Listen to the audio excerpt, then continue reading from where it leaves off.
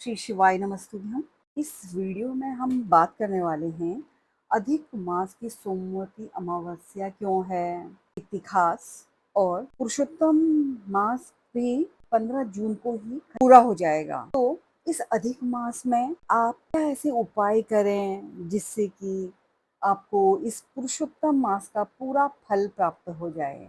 और सोमवती अमावस्या के महा उपाय, इसमें स्नान, दान, तर्पण का विशेष महत्व है। और यदि आपको गुरु दोष, पितृदोष, काल सर्प दोष और वैवाहिक जीवन में उथल पुथल और कुंवारी कन्याओं का या लड़कों का विवाह नहीं हो रहा है, तो उसके भी उपाय बताएंगे कि आप क्या करें।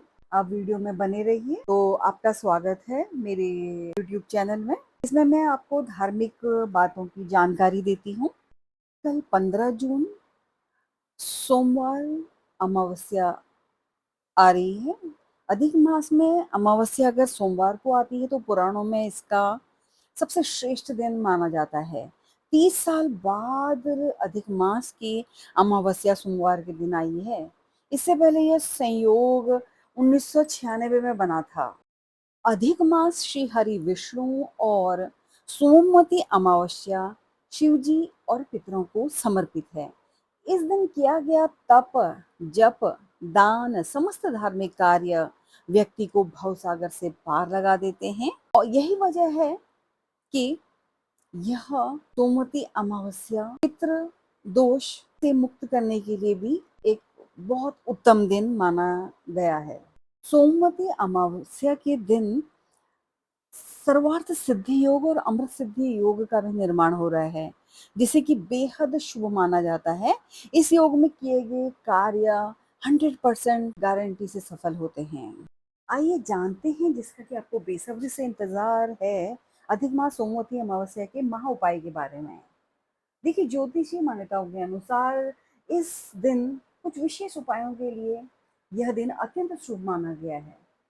इस दिन माँ दुर्गा की आराधना करने से राहु और केतु से जुड़े नकारात्मक प्रभावों को शांत करने में मदद मिलती है। राहु केतु वैसे तो छाया ग्रह हैं और देवी दुर्गा को शास्त्रों में छाया स्वरूप की अधिष्ठात्री शक्ति बताया गया है। ऐसे में उनकी श्रद्धापूर्वक पूजा जीवन में सकारात्मक ऊर्जा और मानसिक संतुलन लाने में समर्थ मानी गई है।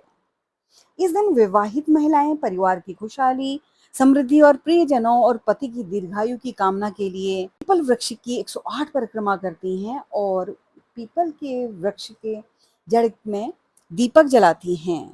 इस साधना से उनके परिवार में सुख सौभाग्य मजबूत होने लगती हैं। जिन लोगों की कुंडली में काल सर्प दोष है, उनके जीवन में करियर, व्यापार, वैवाहिक मामलों में रुकावटें देखने को मिलती हैं।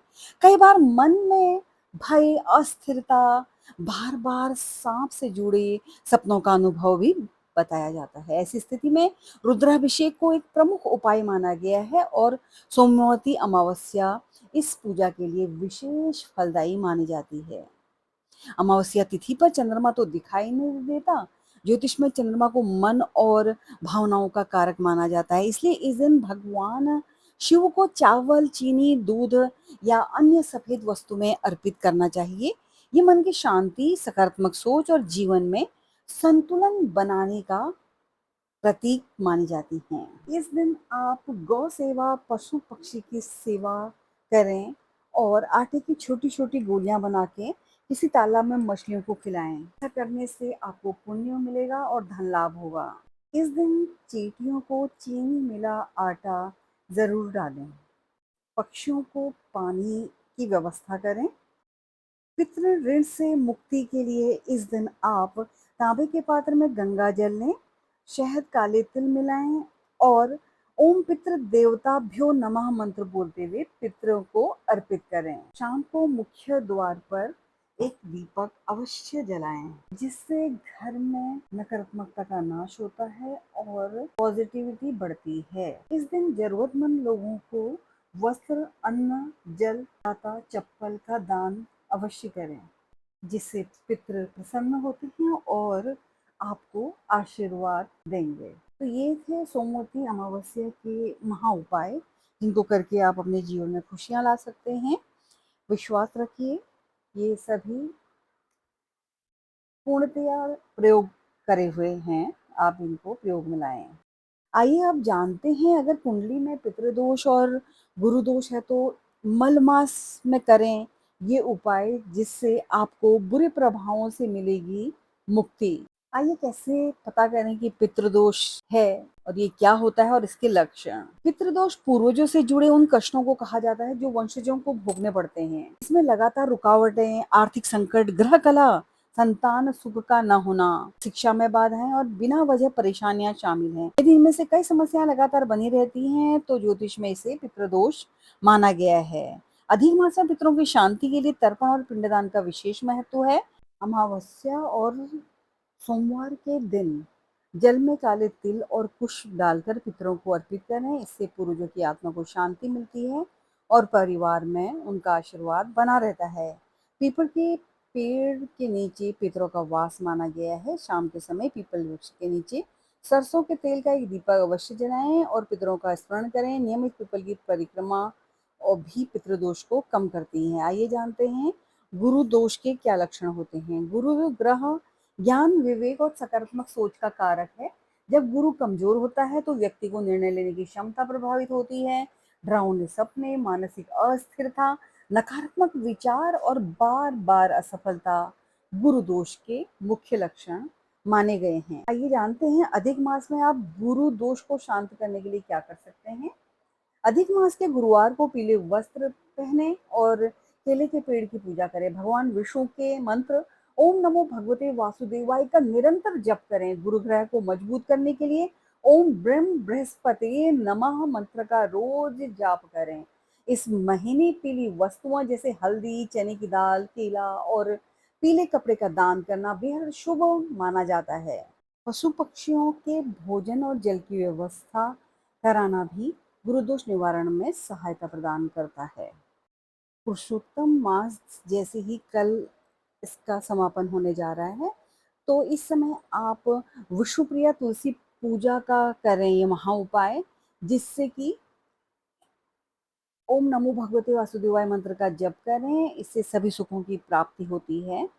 हिंदू मान्यता के अनुसार पुरुषोत्तम मास में भगवत कथा, पुराण, गीता, श्री विष्णु सहस्त्र नाम आदि का पाठ करने अथवा इसका श्रवण मात्र से असीम पुण्य फल की प्राप्ति होती है। श्री हरि का गुणगान करने वाली इन कथाओं और स्तोत्र आदि का पाठ करने पर व्यक्ति के जीवन में कभी दुख, दुर्भाग्य नहीं आता है और उसकी सभी मनोकामनाएं पूर्ण होती हैं। मल मास में विष्णु मंत्र ओम नमो भगवते वासुदेवाय का निरंतर जप करना श्रेयस्कर है और सनातन परंपरा में 33 कोटि देवी देवताओं की पूजा का वर्णन मिलता है। यही कारण है कि पुरुषोत्तम मास में 33 मालपुआ का दान करने का विशेष उपाय है, जिसे आप 33 मालपुआ बनाकर उसे मंदिर के किसी पुजारी या जरूरतमंद व्यक्ति को दक्षिणा के साथ दान करने का बहुत महत्व बताया गया है। इससे यह दान भूमि दान के समान पुण्यदायी माना गया है। पुरुषोत्तम मास में मालपुआ का दान तब और भी ज्यादा शुभ और फलदायी हो जाता है जब यह पुरुषोत्तम मास की एकादशी, द्वादशी, पूर्णिमा या फिर अमावस्या पर किया जाता है। मालपुआ को बनाने के बाद सबसे पहले इसे भगवान विष्णु की पूजा में भोग लगाएं और इसके बाद दान कर दें। दीप दान से आपको 33 कोटि देवी देवताओं का आशीर्वाद मिलेगा। जैसे मालपुए का हमने उपाय बताया, वैसे ही दीपदान का भी विशेष महत्व है। श्री हरि को समर्पित यह पर्व विशेष रूप से आप इस दिन शुद्ध घी वाले दीप का दान करें, जिससे कि आपको 33 दीप जलाने हैं। यदि आप ऐसा उपाय करते हैं, नहीं तो आप 5 दीप का दान तो अवश्य करें। इसमें से एक भगवान श्री विष्णु के सामने, दूसरा तुलसा जी के सामने, तीसरा पीपल वृक्ष के पास और चौथा गौशाला में, पांचवा अपने आराध्य देव के सामने जलाएं। आप सभी का कल्याण होगा। आप सभी को मल मास की सोमवती अमावस्या की हार्दिक शुभकामनाएं। ऐसे ही खास धार्मिक जानकारी के लिए आप मेरे चैनल को सब्सक्राइब करें। आप सभी पर श्री हरि की कृपा बनी रहे।